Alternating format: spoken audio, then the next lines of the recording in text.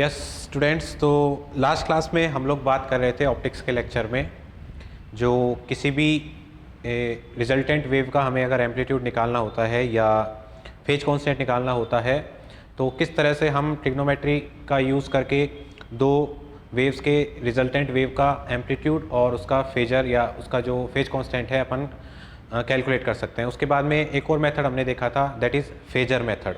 ठीक है, तो फेजर मेथड से हम किसी भी दो वेव्स के जो इलेक्ट्रिक फील्ड हैं उनका सुपरपोज कराने के बाद में जो रिजल्टेंट वेव मिलती है उसका हम लोग एम्पलीट्यूड और उसका फेज कांस्टेंट फेजर मेथड से भी कैलकुलेट कर सकते हैं।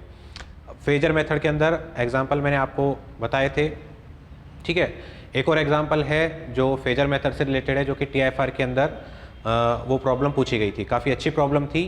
तो वो प्रॉब्लम हम एक बार डिस्कस करते हैं, उसको फेजर मेथड से हम लोग कैलकुलेट करेंगे। तो प्रॉब्लम जो आपके पास TIFR के अंदर आई थी वो कुछ इस तरह से थी।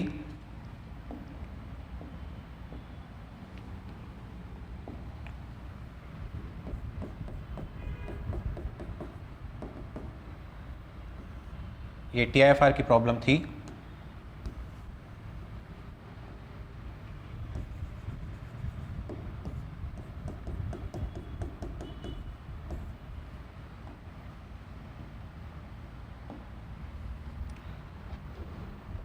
ये कुछ इस तरह से आपको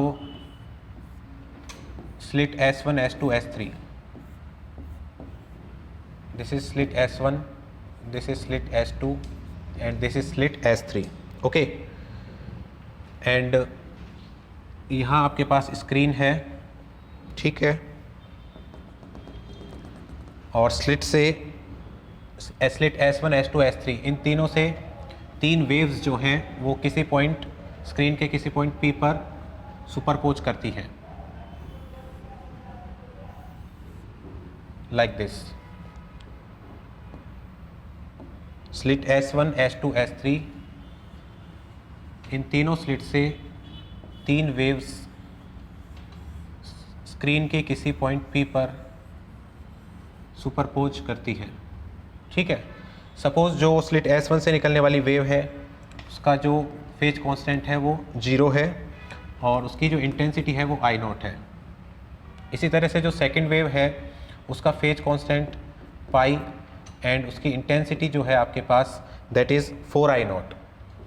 इंटेंसिटी है आपकी 4I0 एंड जो थर्ड वेव है उसका जो फेज कांस्टेंट है वो 2 पाई है और उसकी जो इंटेंसिटी है वो 9I0 है।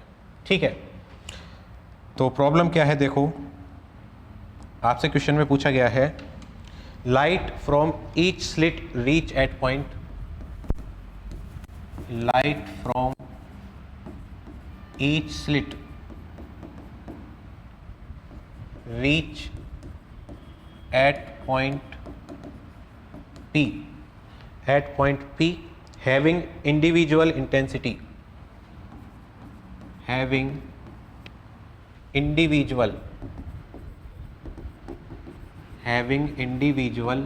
intensity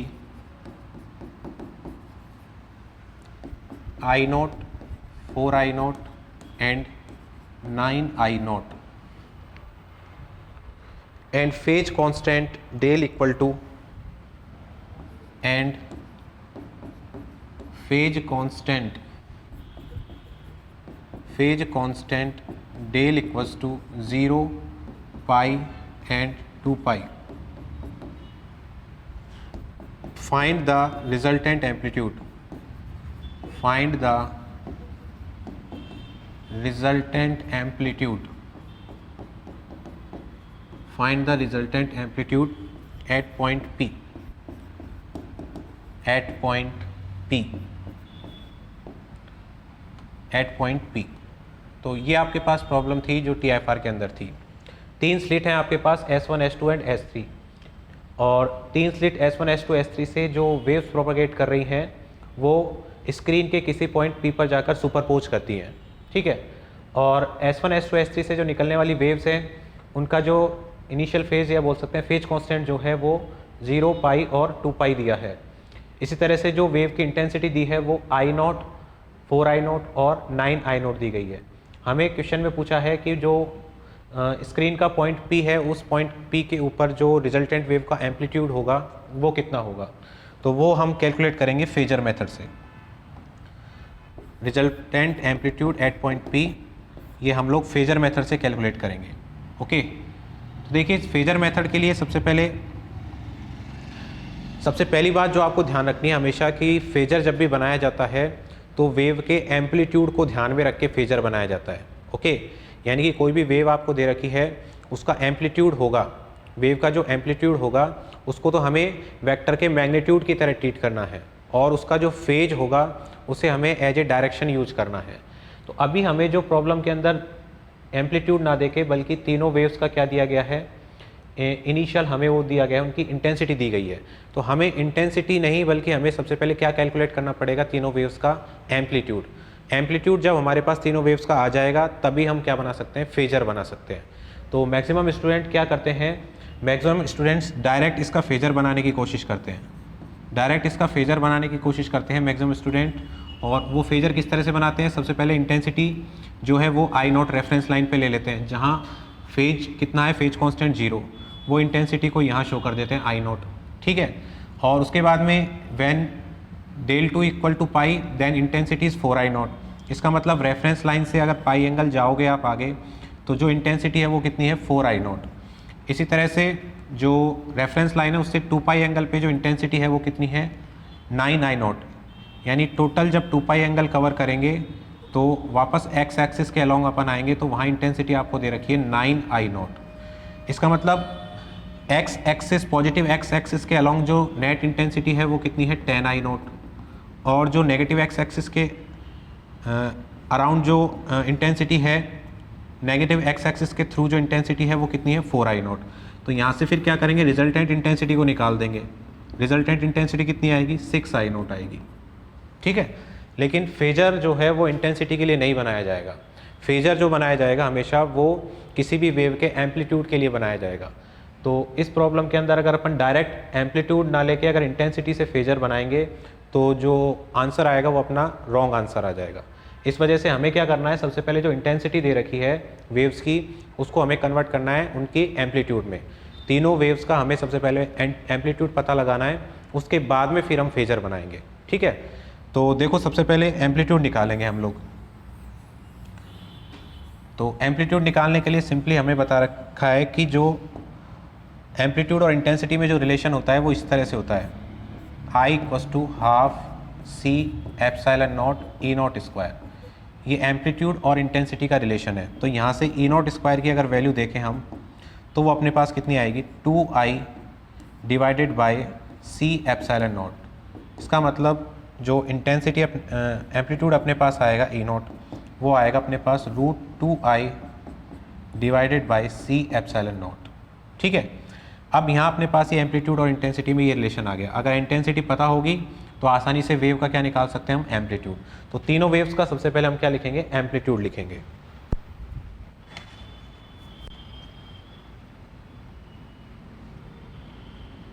ठीक है, तो देखिए यहाँ से ई नॉट क्या लिख सकते हैं, E naught equals to √2/c epsilon naught and √i, या ई नॉट इक्वस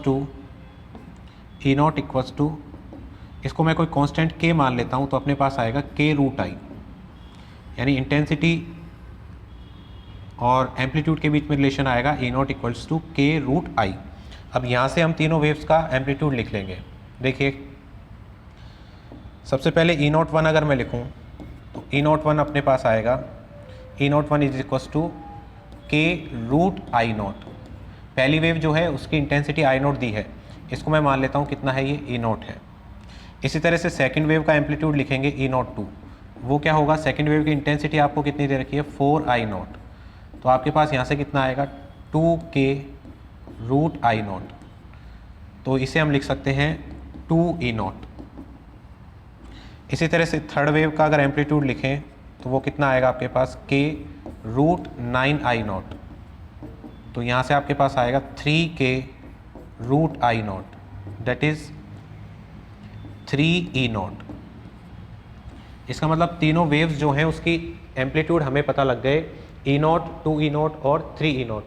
अब हम आसानी से क्या बना सकते हैं, फेजर बना सकते हैं। तो देखिए फेजर कैसे बनाएंगे, फिर फेजर डायग्राम कैसे बनाएंगे। This is x axis and this is y axis, ठीक है। तो सबसे पहली जो वेव है उसका एम्पलीट्यूड कितना है आपके पास, ई नॉट, और उसका फेज कांस्टेंट कितना है, 0, मतलब along the reference line E not. Second wave जो है, उस सेकेंड वेव का जो फेज कांस्टेंट था वो कितना था, पाई था, ठीक है। और सेकेंड वेव का फेज कांस्टेंट पाई था, और उसका जो एम्पलीट्यूड आया है वो कितना आया आपके पास, 2 E not. Then third wave जो है उसका फेज कांस्टेंट आपके पास कितना है, 2 पाई। थर्ड वेव का फेज कांस्टेंट आपके पास 2 पाई है, और उसका एम्पलीट्यूड आपने कैलकुलेट किया है 3 ई नॉट, ठीक है। तो ये अपन ने फेजर बना दिया है amplitude E naught, 2 E naught और 3 ई नॉट के लिए। अब आपको वही करना है, कंपोजिशन करना है एक्स एक्सिस के along summation E x is equal to E naught plus 3 E naught minus 2 E naught, ठीक है। तो आपके पास यहाँ से आ जाएगा 2 ई नॉट, यानी एक्स एक्सिस के अलोंग जो रिजल्टेंट एम्पलीट्यूड आएगा वो 2 ई नॉट आएगा। इसी तरह से वाई एक्सिस के अलोंग जब रिजल्टेंट एम्पलीट्यूड निकालेंगे, अब बिकॉज वाई एक्सिस के अलोंग तो रिजल्टेंट एम्पलीट्यूड निकलेगा नहीं, ठीक है। तो वाई एक्सिस के अलोंग रिजल्टेंट एम्पलीट्यूड कितना आएगा आपके पास, 0। तो इस तरह से एक्स एक्सिस के अलोंग और वाई एक्सिस के अलोंग अपन रिजल्टेंट एम्पलीट्यूड कैलकुलेट कर लेंगे।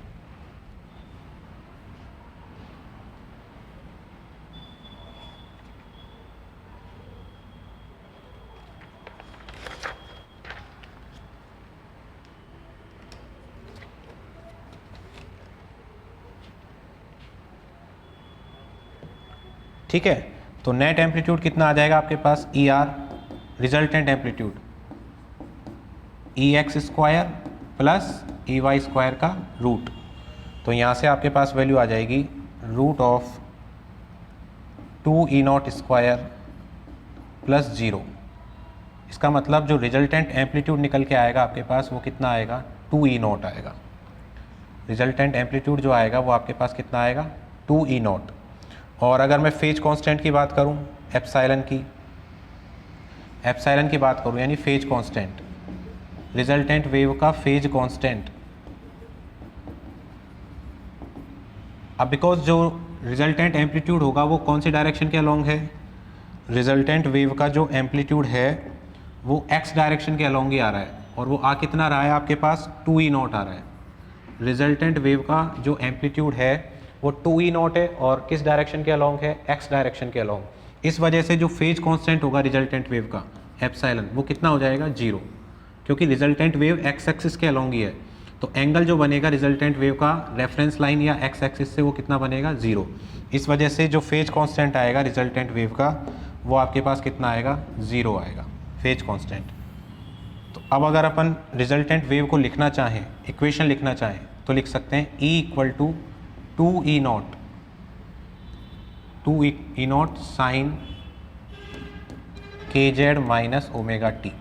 और डेल लिखेंगे नहीं, क्यों, या एप्सिलॉन लिखेंगे नहीं, क्यों, क्योंकि जो फेज कांस्टेंट की वैल्यू आ रही है रिजल्टेंट वेव के लिए वो कितनी आ रही है, 0 आ रही है। तो प्रॉब्लम में आपसे यही पूछा गया था कि जो रिजल्टेंट वेव होगा उसका एम्पलीट्यूड कितना होगा। तो एम्पलीट्यूड तो आपके पास कितना आएगा, 2 ई नॉट, और जो फेज कांस्टेंट आएगा रिजल्टेंट वेव का वो कितना आएगा, एप्सिलॉन इक्वल्स टू 0, ठीक है। तो मेन जो फंडामेंटल यहाँ पे हमें ध्यान रखना था वो ये था कि जब भी एम्पलीट्यूड दिया जाए आपको वेव्स का, तो फेजर आपको डायरेक्ट नहीं बनाना है, बल्कि क्या करना है, एम्पलीट्यूड दे रखा है तो उससे सबसे पहले आपको, इंटेंसिटी दी है तो सबसे पहले आपको क्या करना है, उसका एम्पलीट्यूड कैलकुलेट करना है, उसके बाद में फिर आपको फेजर बनाना है, ठीक है। नोट डाउन कर लीजिए।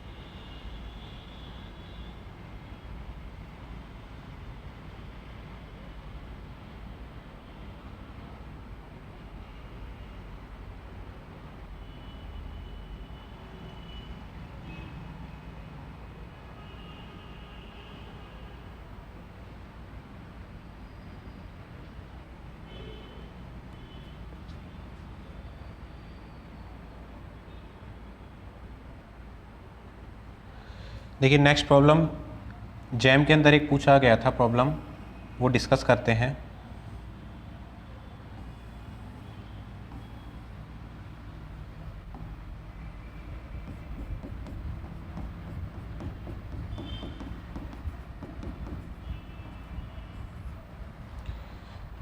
यहाँ आपको दो इलेक्ट्रिक फील्ड दिए गए थे, E1 is equal to E0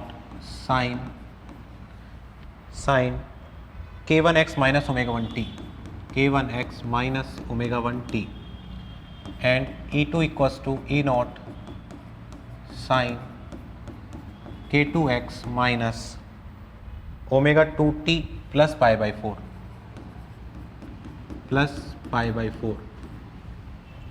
तब आपसे पूछा था find resultant amplitude, find resultant amplitude,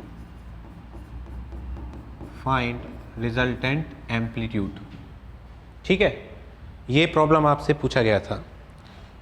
तो सिंपली रिजल्टेंट एम्पलीट्यूड निकालने के लिए आप क्या करेंगे, आप देख चुके हो अगर दो वेव्स आपको दी गई है, ठीक है, और आपसे रिजल्टेंट एम्पलीट्यूड पूछा गया है और दोनों वेव्स जो हैं उनका एम्पलीट्यूड जो है वो सेम है E0, ठीक है। तो फॉर्मूला आपके पास है root of E01 square plus E02 square plus 2 E01 E02 cos del phi, जहाँ डेल फाई क्या है, दोनों वेव्स का फेज डिफरेंस है, ठीक है। तो सिंपली अगर यहाँ से हम देखें तो E01 और E02 दोनों की वैल्यू आपको E0 दी गई है, ठीक है। जब आप डेल्टा फाई कैलकुलेट करोगे, डेल्टा फाई जब कैलकुलेट करोगे तो वो इस तरह से आएगा आपके पास K2x माइनस ω2t प्लस π/4, ये सेकंड वेव का फेज, सेकंड वेव का क्या है फेज, माइनस फर्स्ट वेव जो है उसका फेज आपको दे रखा है K1x माइनस ω1t, ठीक है। ये सेकंड, ये फर्स्ट वेव का क्या है आपके पास फेज, तो डेल्टा फाई होता है अपने पास दोनों वेव्स का फेज डिफरेंस, तो फेज का डिफरेंस कर दिया हमने। तो आपके पास यहाँ से वैल्यू आएगी K2 माइनस K1x, ठीक है, माइनस ω2 माइनस ω1t प्लस π/4। इस तरह से आपके पास क्या आएगी, फेज डिफरेंस की वैल्यू आएगी। अब फेज डिफरेंस जो आ रहा है यहाँ पे कोई कांस्टेंट वैल्यू नहीं आ रही है, फेज डिफरेंस जो आ रहा है वो कोई कांस्टेंट वैल्यू नहीं आ रही है, ठीक है ना। इस वजह से हम क्या बोल सकते हैं कि जो रिजल्टेंट वेव होगी, जो रिजल्टेंट वेव हमें मिलेगी, उस रिजल्टेंट वेव की जो एम्पलीट्यूड होगा वो एम्पलीट्यूड कांस्टेंट नहीं रहेगा, बल्कि किस पर डिपेंड करेगा, डेल फाई पर। और डेल फाई जो है फेज डिफरेंस वो किस किस पर डिपेंड करेगा, पोजीशन x पर और टाइम t पर। इसका मतलब डिफरेंट पोजीशन और डिफरेंट टाइम के ऊपर जो फेज डिफरेंस की वैल्यू होगी वो भी क्या होगी, डिफरेंट होगी। यानी फेज कांस्टेंट जो होगा वो कांस्टेंट नहीं, फेज डिफरेंस जो होगा वो कांस्टेंट नहीं होगा, बल्कि पोजीशन x और टाइम के ऊपर डिपेंड करेगा। इस वजह से यहाँ जो एम्पलीट्यूड होगा वो भी, रिजल्टेंट वेव का एम्पलीट्यूड होगा वो भी डिफरेंट पोजीशन और टाइम के साथ क्या करेगा, वेरी करेगा। तो इसमें हम लिख सकते हैं resultant amplitude will be different, resultant amplitude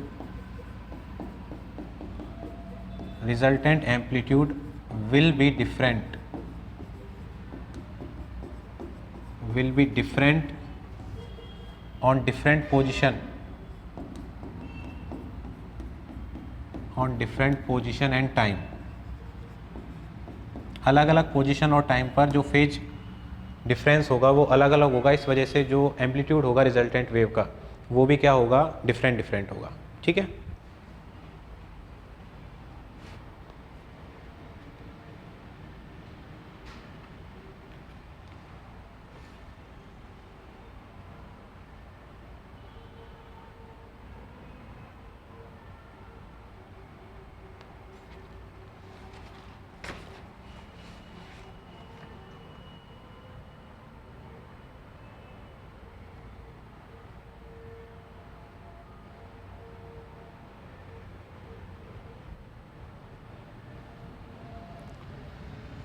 तो इस तरह से जो एम्पलीट्यूड जो होगा वो डिफरेंट पोजीशन और टाइम पे अलग अलग होगा।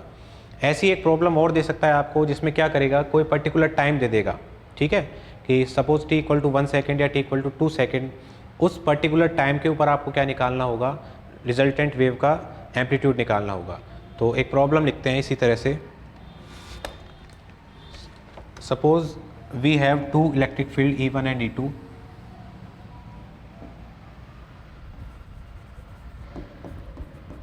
E1 is equals to E0 sin 12 pi t, E0 sin 12 pi t, and E2 equals to E0 sin 2E0 sin 10 pi t, 2E0 sin 10 pi t.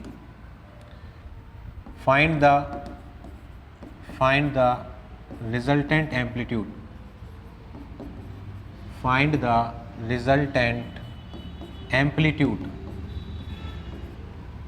on t equal to 1 second. Find the resultant amplitude at t equal to 1 second. Find the resultant amplitude at t equal to 1 second. ठीक है, तो अब इसने particular time आपको दे रखा है, उस पर आपको रिजल्टेंट एम्पलीट्यूड निकालना है।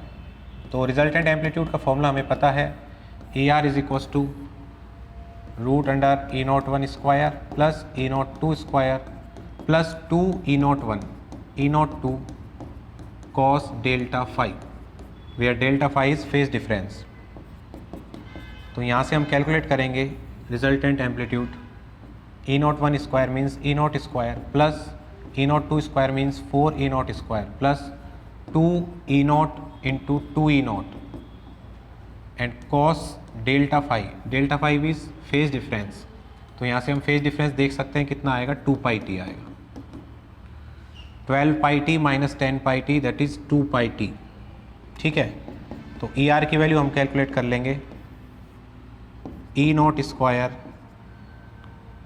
Plus 4E0 square plus 4E0 square. अब यहाँ t इक्वल टू आपको क्या है, 1 सेकेंड पुट करना है। t इक्वल टू 1 सेकेंड जब पुट करेंगे तो cos 2 पाई मिलेगा, और cos 2 पाई की वैल्यू आपके पास कितनी होती है, 1।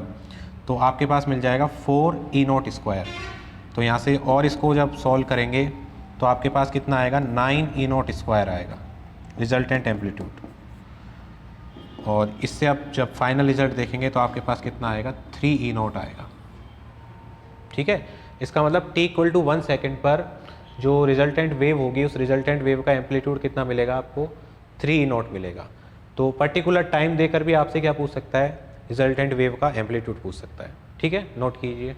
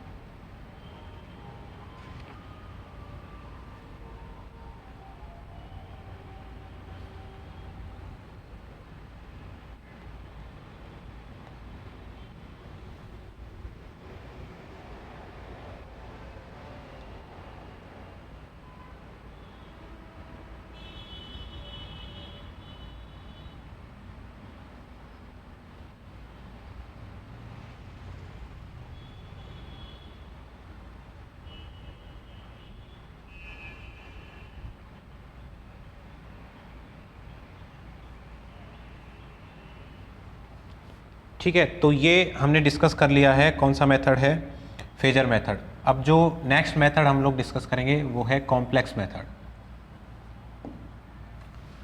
Next is complex method of wave addition. Complex method of wave addition. Complex method of wave addition. देखिए, अभी तक जो भी मेथड हमने बताया, जैसे सबसे पहले अपन ने ट्रिग्नोमेट्री मेथड देखा था जिसमें सिंपली हम लोग किसी भी रिजल्टेंट वेव का एम्पलीट्यूड और उसका फेज कांस्टेंट निकाल सकते थे। ठीक है, उसके बाद में हमने फेजर मेथड देखा। फेजर मेथड से कोई भी प्रॉब्लम हमारे पास आती है जिसमें 2 या 3 इलेक्ट्रिक फील्ड दिए हों, तो हम आसानी से क्या निकाल सकते हैं, रिजल्टेंट वेव का एम्पलीट्यूड और उसका फेज कांस्टेंट निकाल सकते हैं। लेकिन कई बार प्रॉब्लम ऐसी आ जाती है कि जहाँ फेजर मेथड और ट्रिग्नोमेट्री यूज़ करना इतना यूजफुल नहीं होता है, ठीक है। तो उस जगह पे हमें कौन सा मेथड यूज़ करना होता है, कॉम्प्लेक्स मेथड यूज़ करना होता है। जहाँ भी सबसे टफ प्रॉब्लम होगी उसको भी आसानी से अपन डील कर सकते हैं, कौन से मेथड से, कॉम्प्लेक्स मेथड से, ठीक है। यानी मैक्सिमम टाइम अगर आपको जब भी किसी भी रिजल्टेंट वेव का एम्पलीट्यूड निकालना हो तो आपको कौन से मेथड को यूज़ करना है, कॉम्प्लेक्स मेथड को यूज़ करना है। इससे सभी प्रॉब्लम्स, जितनी भी हार्ड प्रॉब्लम्स होगी, सभी का आपके पास क्या है, सॉल्यूशन निकल के आ जाएगा। ऑल्दो यहाँ पे क्या है कि कैलकुलेशन थोड़ी लेंथी ज़रूर होगी, लेकिन आपके पास रिजल्ट जो है वो एग्जैक्ट निकल के आएगा किसी भी प्रॉब्लम का, ठीक है। तो कॉम्प्लेक्स मेथड में क्या हमें सब कुछ करना है, तो देखिए सबसे पहले we express wave in terms of exponential complex. We express wave in terms of exponential complex, in terms of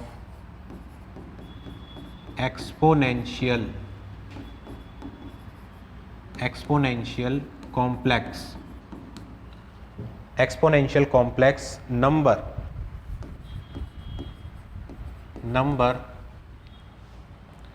and then use complex number addition,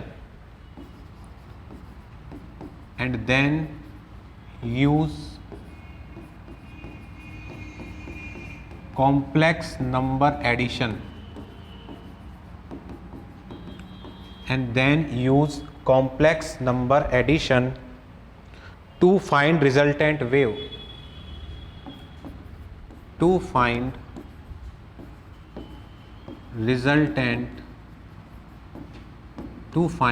resultant wave, ठीक है। तो ये बेसिक कॉन्सेप्ट है।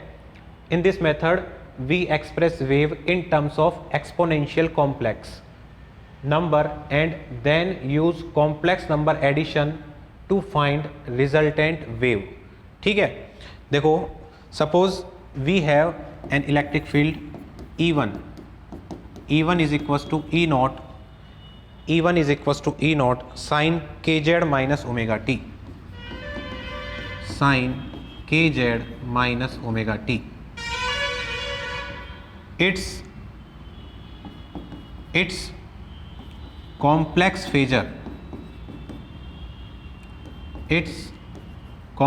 phasor will be, देखो इसका complex अगर आपको लिखना है तो किस तरह से लिख सकते हो आप, E1 equals to E0 e to the power iota kz minus omega t, और डायरेक्शन अगर आप लिखें तो लिख सकते हो आप x कैप, ठीक है। हमने को इलेक्ट्रिक फील्ड E1 माना था, E1 equals to E0 sine kz minus omega t. इसका जो कॉम्प्लेक्स फेजर लिखा जाएगा वो E1 equals to E0 e to the power iota kz minus omega t. आप चाहें तो यहाँ पे ये भी लिख सकते हैं इमेजिनरी। इसका मतलब क्या है कि जब e की पावर आयोटा थीटा को आप लिखोगे तो किस तरह लिखा जाएगा, cos theta plus iota sine theta. इसका मतलब यहाँ से जो टर्म आएगी वो इस तरह से आएगी, cos kz minus omega T plus iota sign kz minus omega T, ये e की पावर आयोटा थीटा। लेकिन हमें केवल कौन सा पार्ट लेना है इसका, जो इमेजिनरी पार्ट है, जो आयोटा के साथ आ रहा है।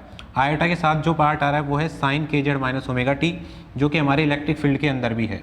इस वजह से इसका जो कॉम्प्लेक्स फेजर लिखा गया है वो इस तरह से लिखा गया है, e की power iota kz minus omega t X cap, और इमेजिनरी का मतलब है जो आयोटा के साथ जो पार्ट आ रहा है उसके बारे में हम डिस्कस कर रहे हैं, ठीक है।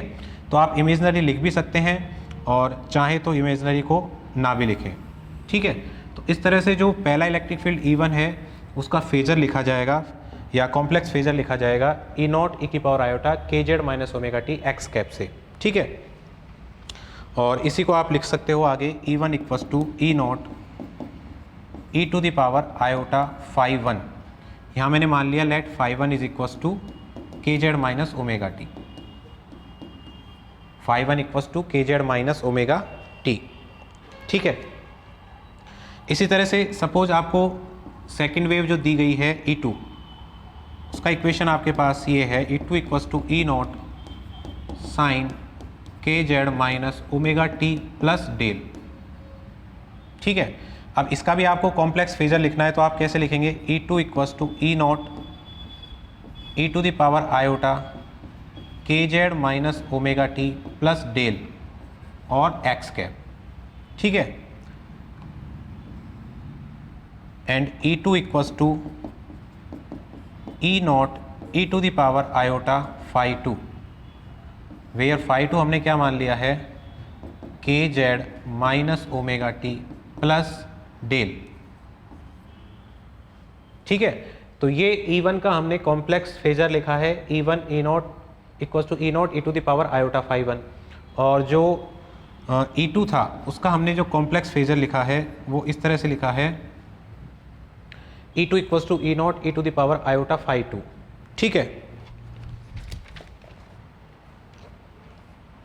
अब रिजल्टेंट वेव का फेजर लिखना हो, अगर ये तो दोनों वेव्स हो गई, इनका रिजल्टेंट वेव का फेजर लिखना है तो रिजल्टेंट वेव का फेजर देखो, रिजल्टेंट वेव फेजर वो कैसे लिखा जाएगा, E equals to E1 plus E2। ठीक है, मैं मान लेता हूँ सपोज जो रिजल्टेंट वेव है उस रिजल्टेंट वेव का एम्पलीट्यूड कितना है आपके पास, E नॉट। रिजल्टेंट वेव का एम्पलीट्यूड कितना है, E नॉट। यहाँ आप चाहें तो इसको E नॉट 1 लिख सकते हैं। फर्स्ट वेव जो है उसका एम्पलीट्यूड E नॉट 1 और सेकेंड वेव जो है उसका एम्पलीट्यूड आप E नॉट 2 लिख सकते हो। ठीक है, तो जो रिजल्टेंट वेव होगी उसका एम्पलीट्यूड अगर E नॉट है, ठीक है, e की पावर आयोटा 5। रिजल्टेंट वेव जो है उसका भी अगर मैं कॉम्प्लेक्स फेजर लिखूँ तो इस तरह से लिख सकता हूँ, E naught E to the power iota 5। ठीक है, तो ये आपके पास क्या आएगा, E1 E naught 1 E to the power iota 5 1 plus E naught 2 E to the power iota 5 2। ये रिजल्टेंट वेव का फेजर है, E naught E to the power iota 5 equals to E naught 1 E to the power iota 5 1 plus E naught 2 E to the power iota 5 2। ठीक है, अब हमें जो calculate करना है वो रिजल्टेंट वेव का एम्पलीट्यूड कैलकुलेट करना है। ठीक है, तो देखिए रिजल्टेंट वेव का एम्पलीट्यूड जो होगा, amplitude of resultant wave, amplitude of resultant wave E R square is equals to E into E star. Resultant wave जो होगी उसका जो एम्पलीट्यूड लिखा जाएगा वो किस तरह से लिखा जाएगा, E naught square, resultant wave का एम्पलीट्यूड हमने ई नॉट माना है तो ई नॉट लिखते हैं, E naught square is equals to E dot E star से रिजल्टेंट वेव का एम्पलीट्यूड निकाला जाएगा, जहाँ ई क्या है, ई क्या है अपने पास, ई है E1 प्लस E2, या बोल सकते हैं E1 प्लस E2 का मतलब E naught 1 E to the power iota 5 1 plus E naught 2 E to the power iota 5 2, ये ई की वैल्यू है। ठीक है, और ई स्टार लिखना होगा आपको तो क्या करेंगे, E naught 1 E to the power minus iota 5 1 plus E naught 2 E to the power minus iota 5 2। ठीक है, वो वैल्यू होगी किसकी, ई स्टार की, और दोनों का हमें क्या करना है, डॉट प्रोडक्ट करना है। ठीक है, तो इसको जब कैलकुलेट करेंगे तो आपके पास रिजल्टेंट वेव का एम्पलीट्यूड निकल के आएगा। तो देखो कैसे कैलकुलेट कर सकते हैं इसे हम, रिजल्टेंट वेव का amplitude E naught square is equals to, E की वैल्यू आपके पास कितनी है, E naught 1 E to the power iota 5 1 plus E naught 2 E to the power iota 5 2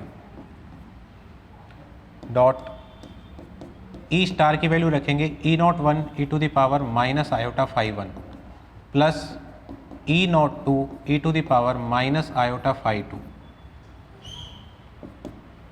अब देखिए इसको कैलकुलेट करना है तो E naught 1 square, E naught 1 square plus E naught 1, सबसे पहले मैं फर्स्ट टर्म का प्रोडक्ट कर रहा हूँ किससे, इस ब्रैकेट के फर्स्ट और सेकंड टर्म से, तो फर्स्ट टर्म का फर्स्ट टर्म से प्रोडक्ट करेंगे तो आपके पास आएगा ई नॉट 1 स्क्वायर, फिर फर्स्ट टर्म का सेकंड टर्म से प्रोडक्ट करेंगे तो आएगा E naught 1 E naught 2 E to the power iota 5 1 minus 5 2। Okay, plus अब हम सेकंड टर्म का, फर्स्ट ब्रैकेट की जो सेकंड टर्म है उसका इन दोनों टर्म से प्रोडक्ट करेंगे तो आपके पास कितना आएगा E01 E02 और e to the power iota phi 2 minus phi 1।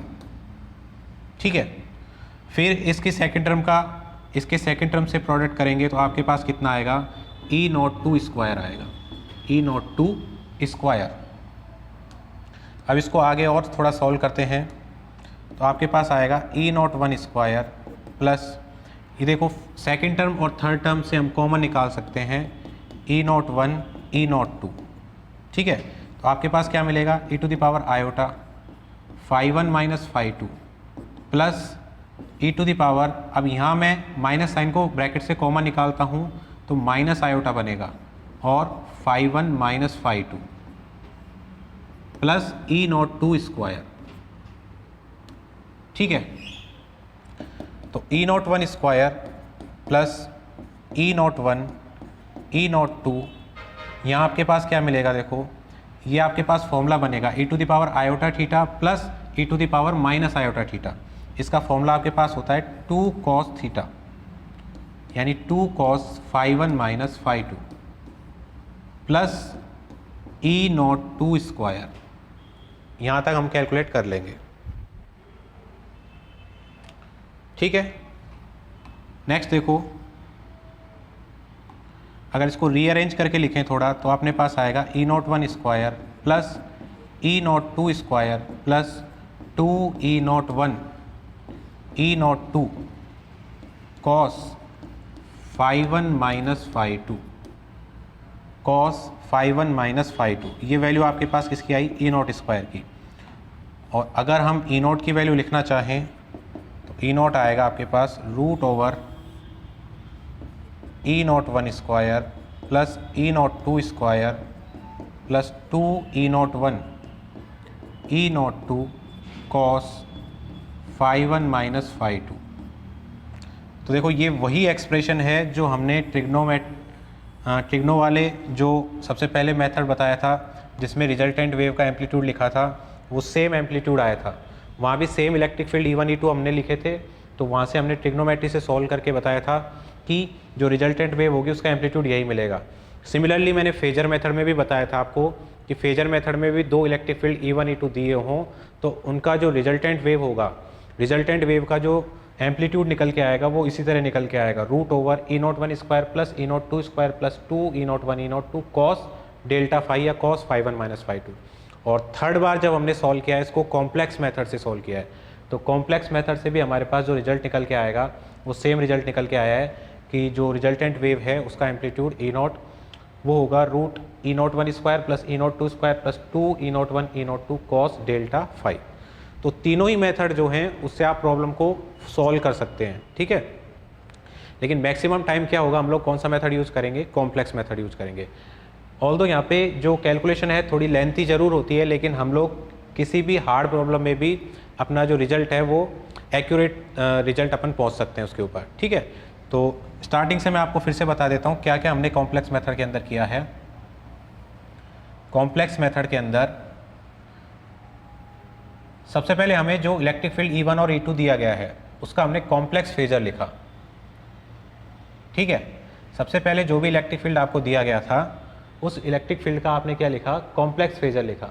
E1 था आपके पास E0 sine kz minus omega t, उसका कॉम्प्लेक्स फेजर हमने लिखा E1 equals to E01 E1 equals to E01 e to the power आया था kz minus omega t. ठीक है, और kz माइनस ओमेगा टी को हमने फाई 1 मान लिया, तो E1 आया E01 e to the power iota phi 1, question number 1। फिर इसी तरह से आपको अगर E2 दिया गया है E02 sine kz minus omega T plus del, तो इसका जो कॉम्प्लेक्स फेजर लिखा है वो लिखा है E2 equals to E02 e to the power iota phi 2। अब हमें क्या करना है, रिजल्टेंट वेव का फेजर लिखना है, तो रिजल्टेंट वेव का फेजर लिखेंगे equals to E1 plus E2 से।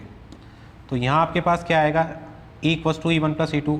मैंने मान लिया कि जो रिजल्टेंट वेव है उस रिजल्टेंट वेव का जो एम्पलीट्यूड है, रिजल्टेंट वेव का जो एम्पलीट्यूड है वो कितना है आपके पास E0, और उस रिजल्टेंट वेव का जो फेजर लिखा गया है वो E0 e to the power iota phi से लिखा गया है। तो E equals to E1 plus E2 से ये इक्वेशन हम लिख सकते हैं। अब मेन पॉइंट जो आपको यहाँ ध्यान में रखना है कि जो एम्पलीट्यूड निकाला जाएगा रिजल्टेंट वेव का वो एम्पलीट्यूड किससे निकाला जाएगा, ई डॉट ई स्टार से निकाला जाएगा। ई की वैल्यू तो क्या है आपके पास, E naught 1 E to the power iota phi 1 plus E naught 2 E to the power iota phi 2, ये आपके पास ई की वैल्यू है। और ई स्टार आपको लिखना है तो सिंपली आपको क्या करना है, आयोटा को रिप्लेस करना है माइनस आयोटा से। उसके बाद में आपको ई और ई स्टार का प्रोडक्ट करना है। ऐसा जब आप प्रोडक्ट करोगे तो आपके पास जो रिजल्टेंट निकल के आएगी वैल्यू, वो एम्पलीट्यूड की वैल्यू निकल के आएगी, ठीक है। और एम्पलीट्यूड की वैल्यू आपके पास रिजल्टेंट निकल के आ जाएगी E naught 1 square plus E naught 2 square plus 2 E naught 1 E naught 2 cos phi 1 minus phi 2। तो ये सिंपली एक मेथड है कि जब भी आपको दो इलेक्ट्रिक फील्ड दे रखे हों और आपको कॉम्प्लेक्स मेथड यूज करना हो, इलेक्ट्रिक फील्ड आपको जो है वेव का एम्पलीट्यूड निकालने के लिए कॉम्प्लेक्स मेथड यूज करना हो, तो ये प्रोसीजर आपको काम में लेना होगा, ठीक है। अभी हम लोग कुछ एग्जाम्पल के थ्रू इसको समझेंगे, तब आपकी पिक्चर आसानी से क्लियर हो जाएगी। इसको नोट डाउन कर लीजिए एक बार।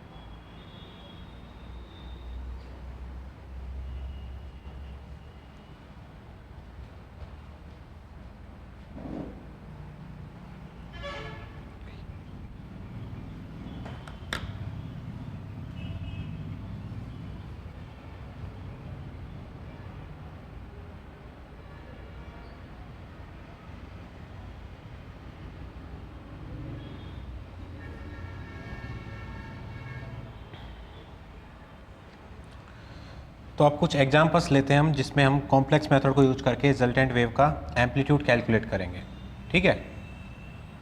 देखो,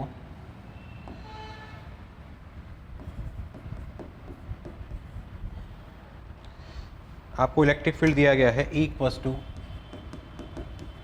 ई naught 1 sine k x minus omega t i cap, sine k x minus omega t i cap plus E naught 2 sine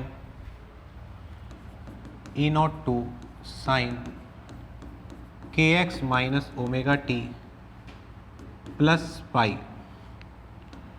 k x minus omega T plus pi I cap. ये आपको electric field दिया गया है, ठीक है। और आपको complex method use करना है और रिजल्टेंट वेव का एम्पलीट्यूड निकालना है।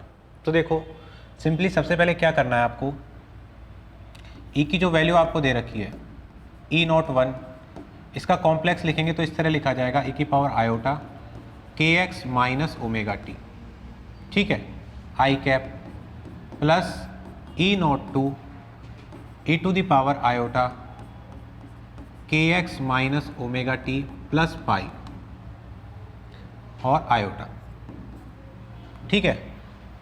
और जो रिजल्टेंट वेव है उसका जो इलेक्ट्रिक फील्ड है, रिजल्टेंट वेव का जो इलेक्ट्रिक फील्ड है उसको मैं मान लेता हूँ कि उसका एम्पलीट्यूड आपके पास कितना है, ई नॉट, और ई to the power iota k x minus omega T plus epsilon, ठीक है। इस तरह से रिजल्टेंट वेव का एम्पलीट्यूड मैंने ई नॉट मान लिया है, उसका फेज कांस्टेंट कितना मान लिया, ई एप्साइलन। तब उसका जो कॉम्प्लेक्स फेजर लिखा जाएगा रिजल्टेंट वेव का वो इस तरह लिखा जाएगा, E naught E to the power iota k x minus omega T plus epsilon और आई कैप, ठीक है। अब देखो यहाँ से आप लोग देख रहे हो कि जो ई की power iota k x minus omega T term है, ई की power iota k x minus omega T, ये टर्म जो है वो LHS में भी आ रही है और RHS में भी आ रही है।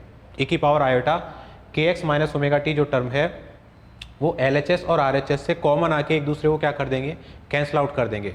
इस वजह से जब भी हम अब नेक्स्ट प्रॉब्लम करेंगे कॉम्प्लेक्स मेथड वाली, उसमें हमें ई की power iota k x minus omega T इस टर्म को क्या मान के चलना है, 1 मान के चलना है। क्यों? क्योंकि हमेशा क्या होगा कि जो ई की power iota k x minus omega T वाली टर्म है वो LHS और RHS से कैंसिल आउट हो जाएगी, ठीक है। तो उसको लिखना या ना लिखना एक बराबर बात हो जाएगी।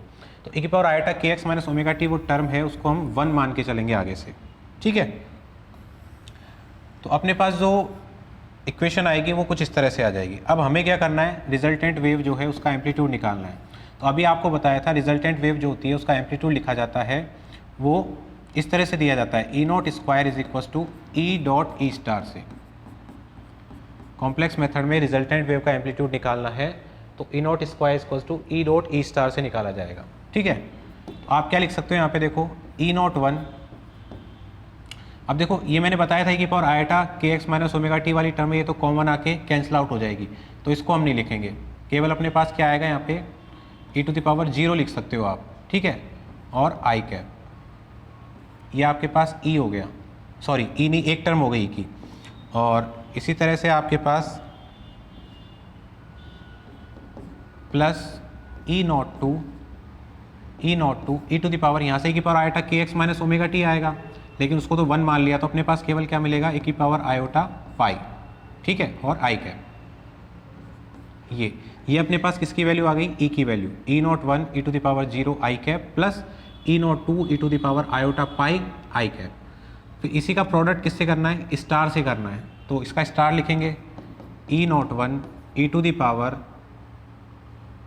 0 आई cap plus E naught 2 E to the power minus iota pi I cap, ये इसका स्टार लिखा है। अब सिंपली आपको क्या करना है, दोनों का प्रोडक्ट करना है।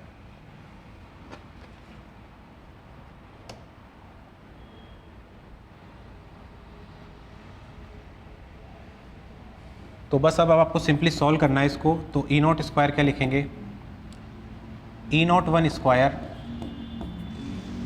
फर्स्ट टर्म को फर्स्ट टर्म से मल्टीप्लाई करेंगे तो E naught 1 square, first term का सेकंड टर्म से प्रोडक्ट करेंगे, डॉट प्रोडक्ट, तो आपके पास कितना आएगा, ये आपके पास आएगा plus E naught 1 E naught 2 E to the power minus iota pi plus second term को फर्स्ट टर्म से करेंगे प्रोडक्ट, तो E naught 1 E naught 2 E to the power iota pi plus E naught 2 square, ये हमने product कर दिया है।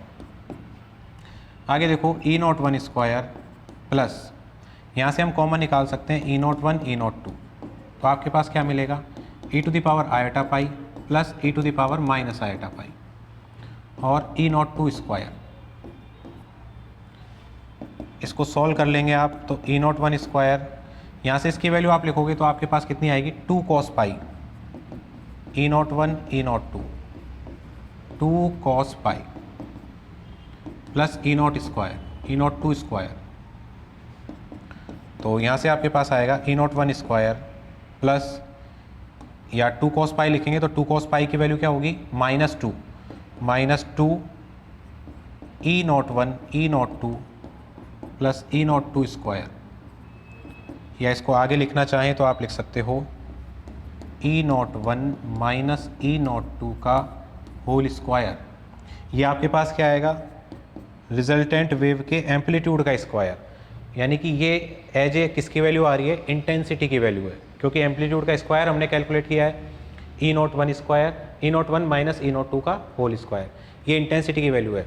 अगर इसका रूट ले लेंगे आप लोग तो वैल्यू किसकी आ जाएगी आपके पास, इंटेंसिटी की। ठीक है,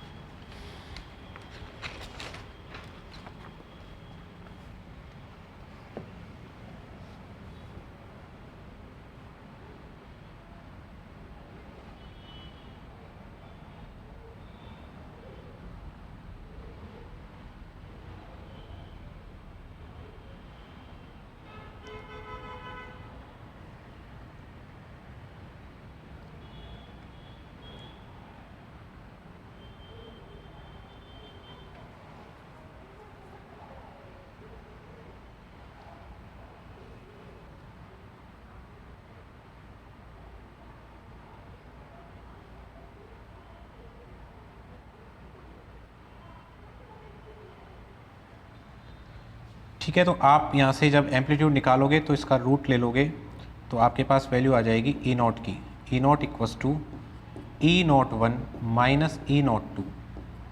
ये क्या आएगा आपके पास, रिजल्टेंट वेव का एम्पलीट्यूड। ये आपके पास क्या आएगा, रिजल्टेंट वेव का एम्पलीट्यूड आएगा E01 माइनस E02। ठीक है, तो अब आप इसे एग्जांपल से बता सकते हो कि जो दोनों वेव्स आपको दे रखी थी, एक इलेक्ट्रिक फील्ड E1 और दूसरा इलेक्ट्रिक फील्ड E2, ठीक है, वो दोनों वेव जब सुपरपोज करेंगी, सुपरपोज करने के बाद में जो रिजल्टेंट वेव हमें मिलेगी उसका एम्पलीट्यूड हमने लिखा है। तो हमें इन दोनों वेव्स को देख के ये बता सकते हैं हम लोग कि क्या दोनों वेव्स जब मिल रही है तो ओनली सुपरपोजिशन का फिनोमिना हो रहा है, या सुपरपोजिशन के साथ साथ वहाँ पे सुपरपोजिशन होने के बाद इंटरफेरेंस का फिनोमिना भी हो रहा है। देखो यहाँ पे जो एम्पलीट्यूड या यहाँ जो इंटेंसिटी मिल रही है ना, वो E01 माइनस E02 का होल स्क्वायर, या एम्पलीट्यूड जो मिल रहा है E01 माइनस E02। और मैंने आपको स्टार्टिंग के लेक्चर में बताया था कि जब भी कोई दो वेव्स आपको दी जाए, कोई भी दो वेव्स जब आपको दी जाएं और दोनों वेव्स के जो इलेक्ट्रिक फील्ड के डायरेक्शन ऑफ वाइब्रेशन है, दोनों वेव्स के इलेक्ट्रिक फील्ड के डायरेक्शन ऑफ वाइब्रेशन अगर क्या होते हैं, सेम होते हैं, जैसे यहाँ पे दोनों इलेक्ट्रिक फील्ड के डायरेक्शन ऑफ वाइब्रेशन क्या है, सेम, आई कैप है, इस वजह से यहाँ पे सुपरपोजिशन के बाद कौन सा फिनोमिना होगा, इंटरफेरेंस का फिनोमिना होगा। ठीक है, और इंटरफेरेंस जब भी होता है तो इंटरफेरेंस होने से कहीं तो जो इंटेंसिटी है वो मैक्सिमम मिलती है, और किसी पॉइंट पे इंटेंसिटी क्या मिलती है, बिल्कुल जीरो मिलती है या मिनिमम मिलती है। ठीक है, तो इस वजह से जो नेट इंटेंसिटी मिलेगी ना, वो दोनों इंटेंसिटी का सम नहीं होगी, बल्कि क्या होगी, इंटेंसिटी का सुपरपोजिशन होने के बाद इंटरफेरेंस फिनोमिना होगा। तो किसी किसी पोजीशन पर तो हमें इंटेंसिटी मैक्सिमम मिलेगी, और किसी पोजीशन पे इंटेंसिटी क्या मिलेगी, हमें मिनिमम मिलेगी या जीरो मिलेगी। ठीक है, तो ध्यान रखेंगे जब भी दो इलेक्ट्रिक फील्ड आपको दे रखे हैं और दोनों के जो इलेक्ट्रिक फील्ड के डायरेक्शन ऑफ वाइब्रेशन जो है वो दोनों क्या हो, सेम हो, तो फिनोमिना कौन सा होता है, इंटरफेरेंस का फिनोमिना होता है। और एनर्जी जो होती है या इंटेंसिटी जो होती है रिजल्टेंट वेव की, वो क्या होती है, मैक्सिमम से मिनिमम तक चेंज हो सकती है। ठीक है, तो इस फर्स्ट एग्जांपल में जो फिनोमिना हो रहा है वो कौन सा हो रहा है, इंटरफेरेंस का फिनोमिना। अब सेकंड एग्जांपल की हम बात करते हैं। Second example,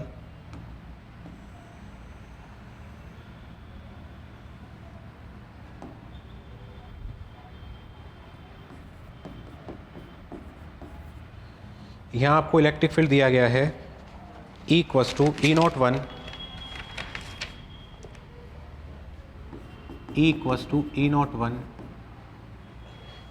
e to the power iota kz minus omega t, e to the power iota kz minus omega t X cap plus E02 sine E02 e to the power iota E02 e to the power iota kz minus omega T plus pi Y cap plus Y cap.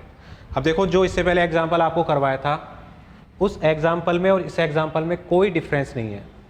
इससे पहले जो example हमने discuss किया था, first example जो discuss किया था अभी, उस एग्जाम्पल में देखो जो इलेक्ट्रिक फील्ड आपको दिया गया था वो इलेक्ट्रिक फील्ड क्या था, E naught one sine k x minus omega t i cap plus E naught two sine k x minus omega T plus pi I cap. कोई डिफरेंस नहीं है। डिफरेंस क्या है, यहाँ तो जो दोनों इलेक्ट्रिक फील्ड आपको दे रखे थे उन दोनों इलेक्ट्रिक फील्ड की जो डायरेक्शन ऑफ वाइब्रेशन है वो दोनों सेम है, आई कैप है, ठीक है। और अभी जो एग्जांपल मैंने दिया है आपको, उस एग्जांपल में दोनों इलेक्ट्रिक फील्ड के जो डायरेक्शन ऑफ वाइब्रेशन है वो एक दूसरे के परपेंडिकुलर हैं। यानी इलेक्ट्रिक फील्ड जो E1 है उसका डायरेक्शन ऑफ वाइब्रेशन आपके पास एक्स कैप है, और जो दूसरा इलेक्ट्रिक फील्ड है उसका डायरेक्शन ऑफ वाइब्रेशन क्या है, आपके पास वाई कैप है, ठीक है। तो यहाँ से आपको रिजल्टेंट वेव जो है उसका एम्पलीट्यूड कैलकुलेट करना है। आप लोग कैलकुलेट कर सकते हो जिस मेथड से अभी हमने कैलकुलेट किया था, बिल्कुल उसी तरह आपको इसका एम्पलीट्यूड कैलकुलेट करना है।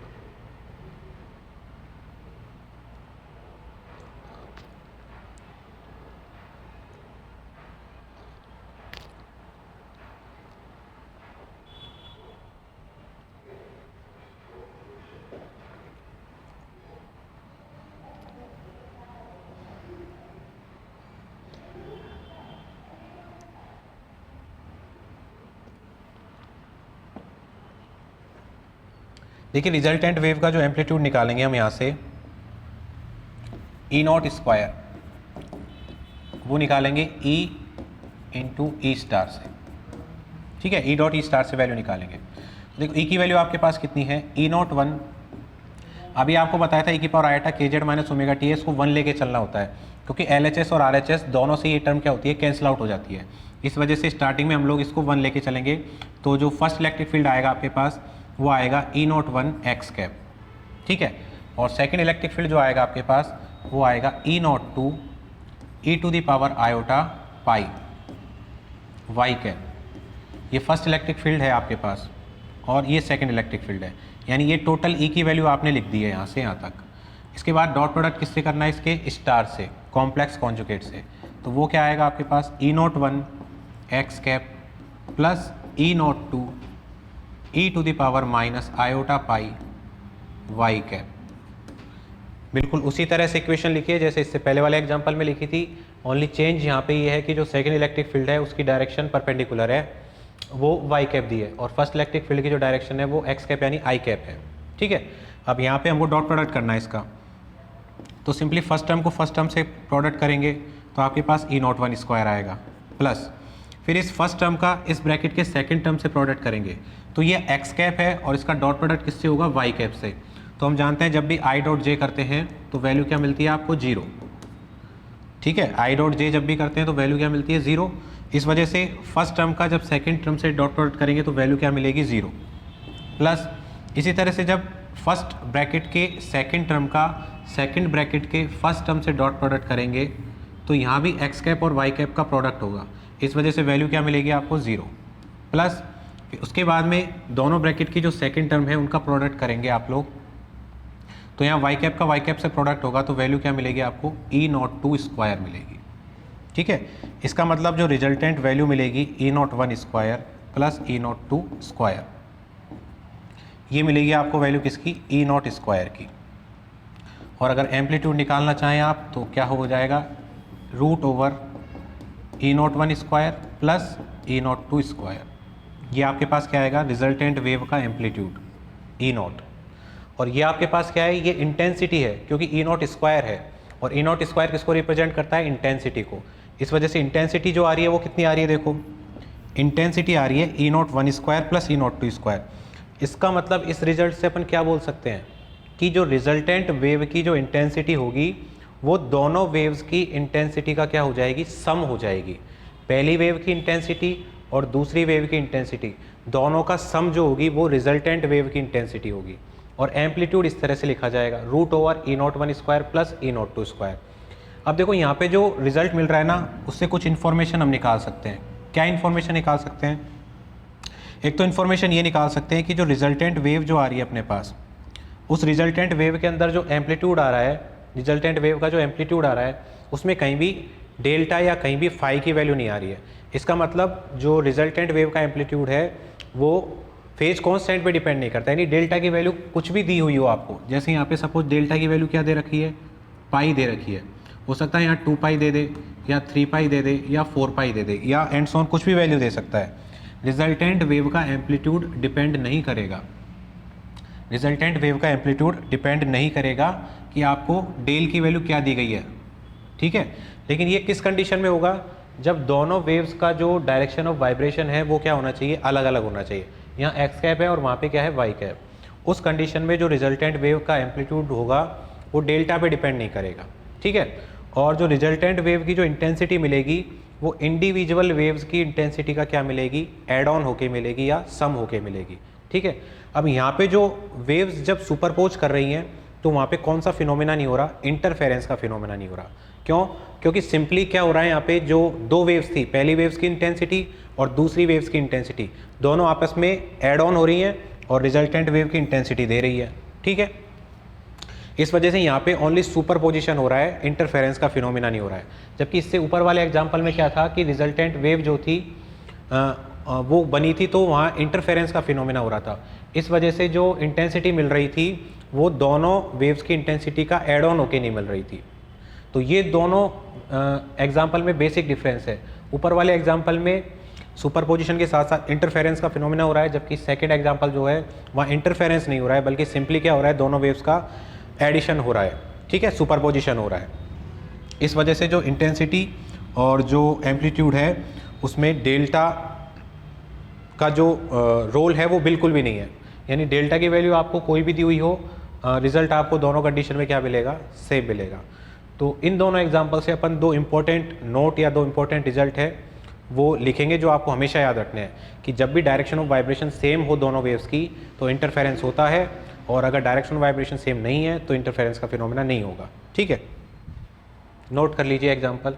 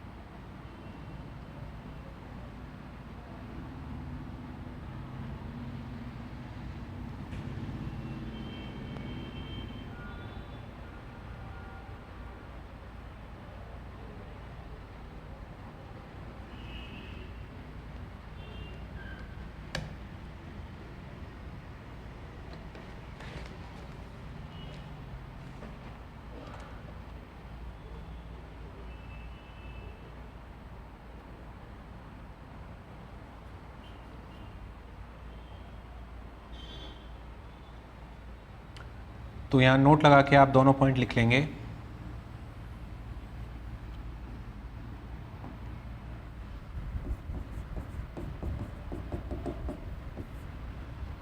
First one, when light wave have same direction of vibration, when light wave have same direction of vibration, same direction of vibration, और डायरेक्शन ऑफ वाइब्रेशन को आप पोलराइजेशन भी बोल सकते हैं, तो ब्रैकेट में लिख सकते हो ऑल और polarisation. When light waves have same direction of vibration और polarisation, they superpose and the intensity of the medium, they superpose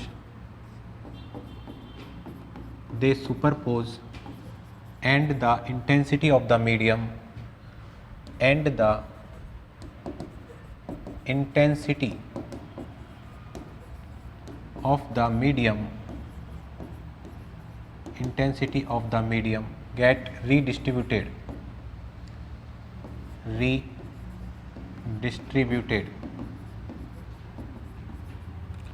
and the intensity of the medium get redistributed in terms of maxima and minima. In terms of maxima and minima, that is, इसको क्या लिख सकते हैं, जो भी statement लिखा है, that is interference take place, interference take place, ये इंपॉर्टेंट बात है, इंटरफेरेंस टेक प्लेस, यानी जब भी डायरेक्शन ऑफ वाइब्रेशन सेम होंगे तो कौन सा फिनोमेना होगा, इंटरफेरेंस का। सेकंड पॉइंट लिखेंगे, second point, if direction of vibration is perpendicular, if direction of vibration is perpendicular, if direction of vibration is perpendicular, then superposition of the waves do not change intensity, then superposition of waves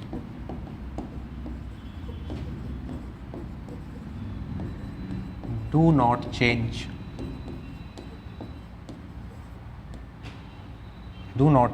intensity, then superposition of wave do not change intensity, that is intensity before superpose, that is intensity before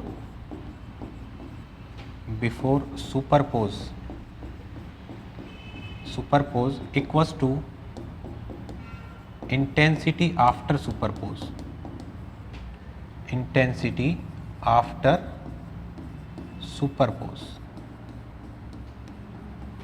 यानी जितनी intensity superposition से पहले थी, net intensity भी superposition के बाद उतनी ही रहेगी, यानी intensity before superpose equals to intensity after superpose.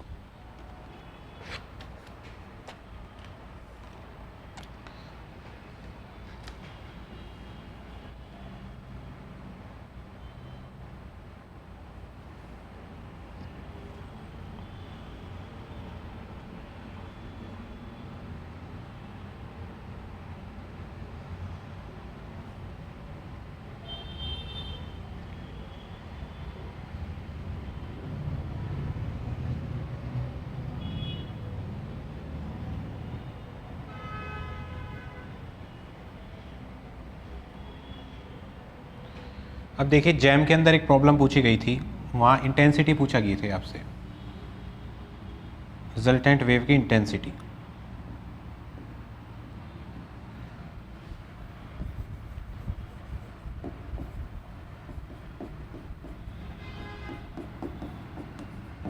ये जैम की प्रॉब्लम है। Phasor of the light wave are, phasor of the light wave are, phasor of the light wave are a by 2 e to the power iota theta, a by 2 e to the power iota theta, and a by 2 e to the power minus iota theta, e to the power minus iota theta. Find the resultant intensity. Find the resultant intensity. Find the resultant intensity.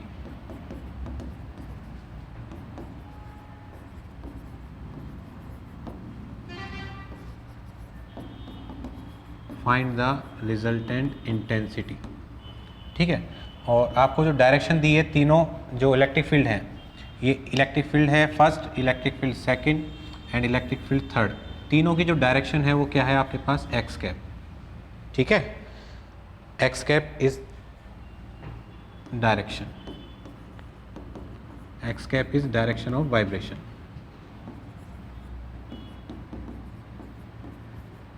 तीनों waves जो हैं उनकी direction of vibration जो दे रखा है वो x cap दे रखा है, आपसे इंटेंसिटी पूछ रहा है। ठीक है, तो देखो सिंपली ये आपको जो दिया गया है वो इलेक्ट्रिक फील्ड पहले से आपको कॉम्प्लेक्स फेजर बना के दिया गया है। जैसा हम लोग बना के लिखते थे ना, E1 equals to E01 sine kx minus omega t को लिखते थे हम लोग E1 equals to E01 e to the power iota phi 1, कुछ इस तरह से लिखते थे उसका कॉम्प्लेक्स फेजर। यहाँ पे कॉम्प्लेक्स फेजर पहले से ही तीनों इलेक्ट्रिक फील्ड का दिया गया है। इसको हम क्या लिख सकते हैं, a e to the power iota 0, इसको a/2 e to the power iota theta and a/2 e to the power ये माइनस आयोटा थीटा। ठीक है, यानी तीनों जो इलेक्ट्रिक फील्ड है उनका कॉम्प्लेक्स फेजर पहले से दिया गया है। हमें क्या निकालना है, रिजल्टेंट वेव की इंटेंसिटी निकालनी है। तो वही फॉर्मूला है, वही कॉम्प्लेक्स मेथड यूज़ करके निकालेंगे हम लोग। सबसे पहले जो रिजल्टेंट वेव है उस रिजल्टेंट वेव की जो एम्पलीट्यूड का स्क्वायर होगा वो किसके इक्वल होगा, E डॉट E स्टार के इक्वल। यही हमने पढ़ा था अभी कि रिजल्टेंट वेव का जो एम्पलीट्यूड स्क्वायर होगा वो E डॉट E स्टार के इक्वल होगा। ठीक है, अब यहाँ पे देखो E की वैल्यू क्या है आपके पास, a plus a/2 e to the power iota theta plus a/2 e to the power minus iota theta. ठीक है, ये डॉट प्रोडक्ट। फिर इसका स्टार आपको लिखना है तो क्या लिखोगे, a plus a/2 e to the power minus iota theta plus a/2 e to the power plus iota theta. ठीक है, जहाँ प्लस आयोटा था वहाँ माइनस किया है, जहाँ माइनस आयोटा था वहाँ प्लस आयोटा किया है, प्लस आयोटा थीटा। अब इनका क्या करना है, आपको डॉट प्रोडक्ट करना है। ठीक है, और डॉट प्रोडक्ट करेंगे, सभी की जो डायरेक्शन है वो क्या दे रखी है आपको, एक्स कैप दी है। इसका मतलब अब यहाँ जब डॉट प्रोडक्ट करोगे तो आपको कितनी टर्म मिलेंगी, 9 टर्म्स मिलेंगी। भाई फर्स्ट टर्म का आप प्रोडक्ट करोगे इन 3 टर्म्स के साथ, फिर सेकेंड टर्म का इन 3 टर्म्स के साथ, फिर इसकी थर्ड टर्म का इनके 3 टर्म्स के साथ डॉट प्रोडक्ट करोगे तो टोटल आपको 9 टर्म्स मिलेंगे। फिर उन टर्म्स को आप जब रीअरेंज करोगे, ठीक है, तो रीअरेंज करने के बाद में जो आपको वैल्यू मिलेगी यहाँ से, वो वैल्यू मिलेगी आपको a plus a cos theta का square, a plus a cos theta का स्क्वायर, ये वैल्यू आपको मिलेगी। आसानी से कर सकते हो, हर एक टर्म से क्या करना है, डॉट प्रोडक्ट करना है। ठीक है, और रीअरेंज करके लिखेंगे तो a plus a cos theta का होल स्क्वायर आपको मिलेगा। तो यहाँ से हम लोग क्या लिख सकते हैं, a कॉमन निकालेंगे, a square 1 plus cos theta का होल स्क्वायर। या इसको आगे और लिखना चाहें तो हम लिख सकते हैं इसको a square into 2 cos square theta by 2 cos square theta by 2 का whole square. 1 plus cos theta को लिख सकते हैं 2 कॉस स्क्वायर थीटा बाई 2। तो यहाँ से हमारे पास रिजल्टेंट जो एम्पलीट्यूड स्क्वायर आएगा वो आएगा आपके पास 4a स्क्वायर कॉस 4 थीटा। और रिजल्टेंट वेव के एम्पलीट्यूड का स्क्वायर जो है इसी को हम क्या बोल सकते हैं, इंटेंसिटी बोल सकते हैं। इसका मतलब जो इंटेंसिटी की वैल्यू आएगी आपके पास वो कितनी आएगी, 4a स्क्वायर कॉस 4 थीटा आएगी।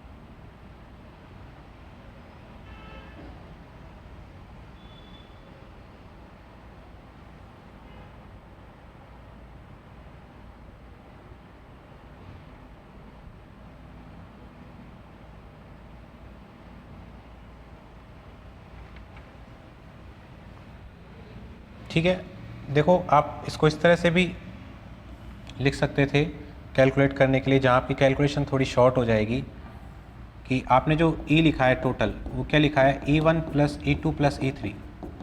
ठीक है, तो अब आप यहाँ से लिखोगे तो A plus a/2, second electric field जो है वो a/2 e to the power iota theta है। e की पावर आयटा थीटा को आप ऐसा भी लिख सकते हो, cos theta plus iota sine theta, ठीक है। Then plus third electric field A/2 cos theta minus iota sine theta, क्योंकि वहाँ e⁻ माइनस थीटा है, उसको आप लिख सकते हो cos theta minus iota sine theta. तो यहाँ से होगा क्या, आपके पास जो आयोटा साइन थीटा वाली टर्म थी ये कैंसिल आउट हो जाएगी, ठीक है। तो सिंपली आपको क्या मिलेगा, a प्लस यहाँ से A/2 कॉस थीटा मिलेगा और यहाँ से भी A/2 कॉस थीटा मिलेगा, यानी टोटल a कॉस थीटा मिल जाएगा आपको, ठीक है। तो वही हमने यहाँ लिखा था a plus a cos theta whole square, ठीक है। स्क्वायर करना है आपको, तो a plus a cos theta का क्या होगा, स्क्वायर हो जाएगा। तो इस तरह से भी आप लोग वैल्यू लिख सकते हो, वरना जो मेथड हम लोग यूज़ कर रहे हैं टोटल इलेक्ट्रिक फील्ड का डॉट प्रोडक्ट उसके स्टार के इलेक्ट्रिक फील्ड से आपको डॉट प्रोडक्ट करना है, उसके बाद में आप कैलकुलेट करोगे तब भी वैल्यू यही आएगी, a plus a cos theta का होल स्क्वायर।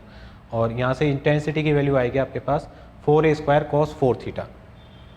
तो यहाँ तो जो प्रॉब्लम थी उसको अपन ने सॉल्व किया है कौन से मेथड से, कॉम्प्लेक्स मेथड से, ठीक है।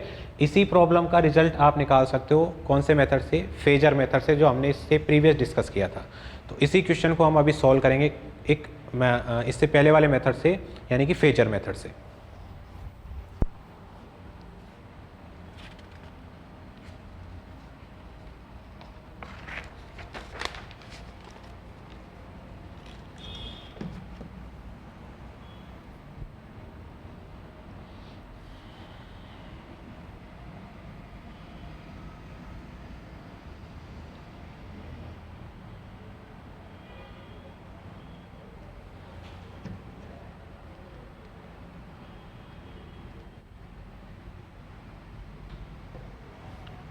तो देखो इसी प्रॉब्लम को जो फेजर मेथड से हम सॉल्व करते हैं, इसी प्रॉब्लम को फेजर मेथड से सॉल्व करें।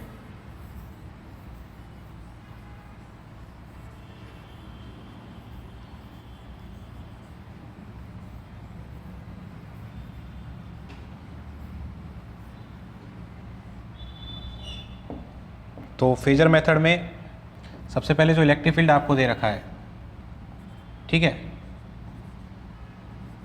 फर्स्ट इलेक्ट्रिक फील्ड जो आपको दे रखा है वो ये दे रखा है a e⁻∗0, ठीक है। इसका मतलब इसका जो इलेक्ट्रिक फील्ड का जो एम्पलीट्यूड है a, उसको तो हमें क्या बनाना होता है फेजर के अंदर, वेक्टर, ठीक है। इस तरह से ये तो आपके पास a है, और इसका जो डायरेक्शन है, वेक्टर का जो डायरेक्शन है वो उसके फेज से दिया जाता है, और फेज कितना है यहाँ, रेफरेंस लाइन के अलॉन्ग है, मतलब 0 है। इसका मतलब इसका जो डायरेक्शन होगा वेक्टर का वो इसी के अलॉन्ग हो जाएगा, x डायरेक्शन के अलॉन्ग। इसी तरह से जब सेकंड इलेक्ट्रिक फील्ड आप लिखोगे a/2 e⁻∗θ, ठीक है। तो यहाँ देखो जो एम्पलीट्यूड दे रखा है वो तो वेक्टर का क्या हो जाएगा आपके पास, मैग्नीट्यूड। तो मैग्नीट्यूड तो कितना है इसका, a/2, वेक्टर का मैग्नीट्यूड तो आपको कितना दे रखा है, a/2, और रेफरेंस लाइन से कितना एंगल ज़्यादा है, थीटा एंगल ज़्यादा है। ये रेफरेंस लाइन है आपकी, इससे थीटा एंगल ज़्यादा है, कौन सा, a/2 वेक्टर, इस तरह से, ठीक है। इसी तरह से जो थर्ड इलेक्ट्रिक फील्ड आपको दे रखा है a/2 e⁻∗θ, यहाँ देखो एम्पलीट्यूड कितना है, a/2, इसका मतलब जो वेक्टर का मैग्नीट्यूड होगा वो तो कितना होगा, a/2 होगा, ठीक है। और यहाँ देखो जो फेज है वो कितना दे रखा है आपको, -θ दे रखा है। फेज आपको -θ दे रखा है, मतलब रेफरेंस लाइन से -θ, इसका मतलब ये इसका फेज है -θ। तो ये हमने फेजर ड्रॉ कर लिया है तीनों इलेक्ट्रिक फील्ड के लिए। अब आपको सॉल्व उसी तरह से करना है जैसे हमने प्रीवियस क्वेश्चंस किए थे। जो कंपोनेंट हैं वो निकालने हैं आपको x और y डायरेक्शन के अलॉन्ग। तो सबसे पहले आप लोग सिग्मा Ax लिखेंगे, तो क्या आएगा आपके पास, a plus a/2 cos theta, a plus a/2 cos theta plus a/2 cos theta.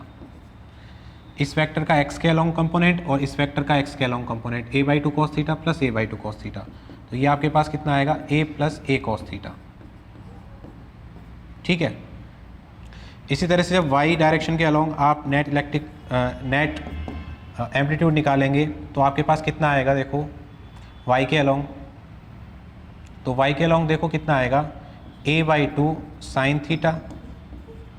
इसका तो कंप्लीट पोर्शन x के अलॉन्ग है, जो वेक्टर a है उसका कंप्लीट पोर्शन कहाँ है, x के अलॉन्ग है, यानी y के अलॉन्ग इसका कितना पोर्शन है, 0, प्लस इस a/2 वेक्टर का y के अलोंग कितना आएगा, a/2 साइन थीटा, और इस a/2 वेक्टर का y के अलोंग कितना आएगा, माइनस a/2 साइन थीटा, क्योंकि नेगेटिव y डायरेक्शन के अंदर आएगा कंपोनेंट।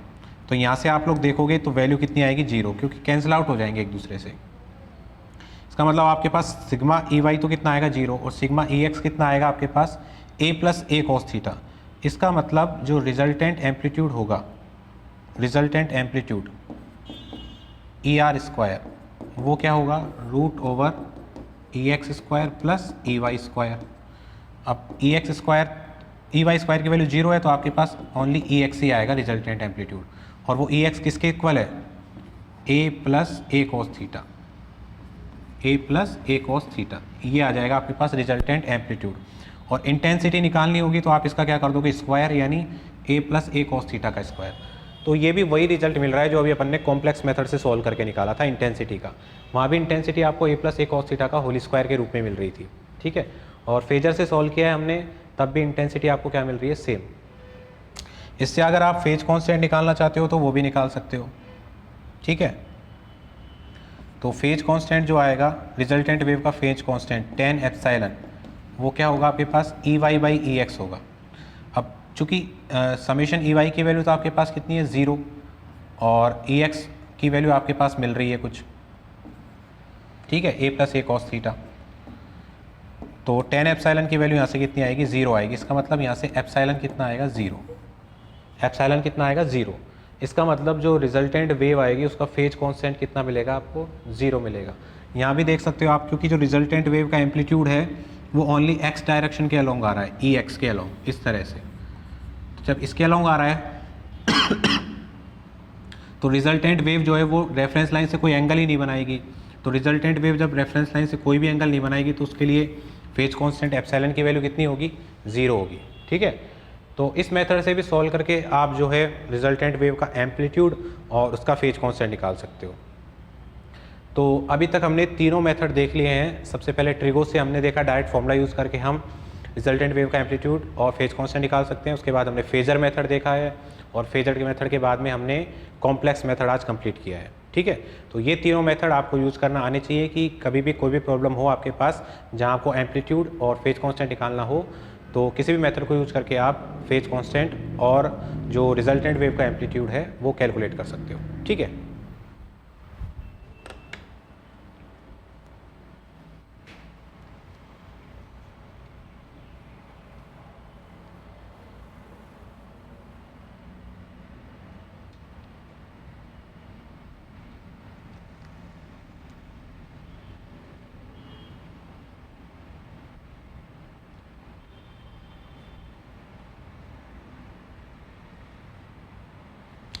तो यहाँ तक हमने डिस्कस कर लिया है।